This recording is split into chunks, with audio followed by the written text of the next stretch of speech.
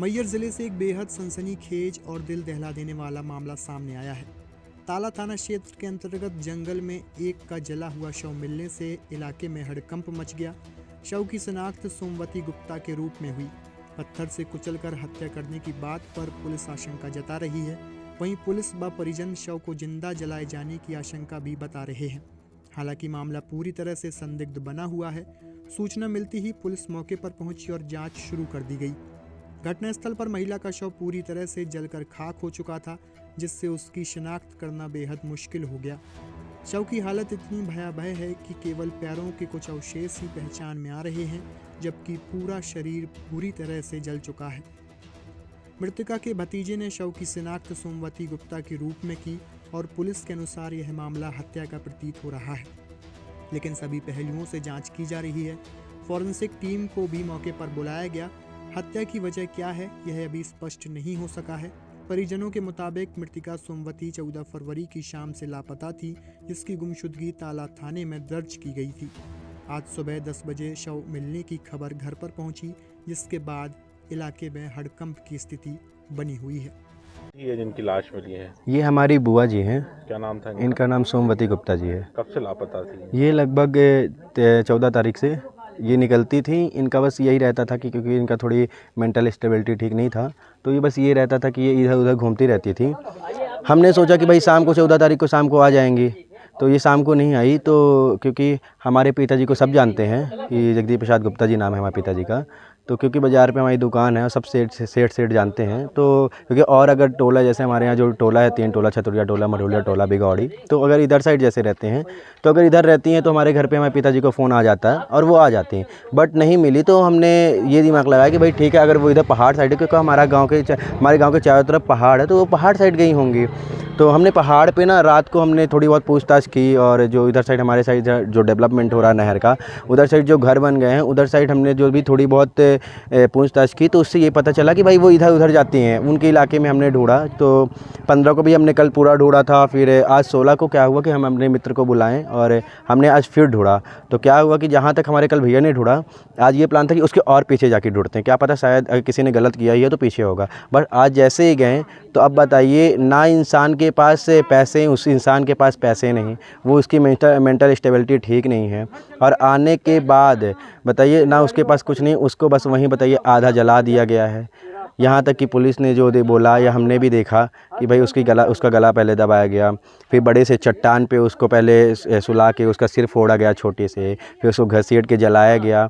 मेरा तो यही है मानना है कि भाई ऐसे जैसे हमारे गांव पे यहाँ पास से भी आते हैं, बहुत सारे पहाड़ से चोर आते हैं, यहाँ बकरी वगैरह ले जाते हैं, बहुत सी चोरियाँ होती हैं। बस मेरा यही है कि अगर वही लोग हैं तो जल्द से जल्द इन्वेस्टिगेशन हो और उसकी पूछताछ होकर उसको कार्रवाई की जाए। लगभग 55 थी। आपका क्या नाम है? मेरा नाम शिवम गुप्ता है। लाश मिली है, क्या मामला है? लाश सुबह 10:30 बजे करीब जानकारी मिली है कि एक अज्ञात बॉडी जो है तो जली हुई अवस्था में मिली है।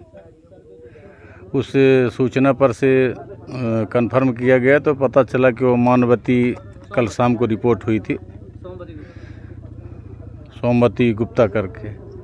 तो उसकी सूचना पर से देखा गया, तो सोमवती गुप्ता के पैर के पहचान के चिन्ह उनका भतीजा देखा है, सिमके मेरे बुआ का पैर है।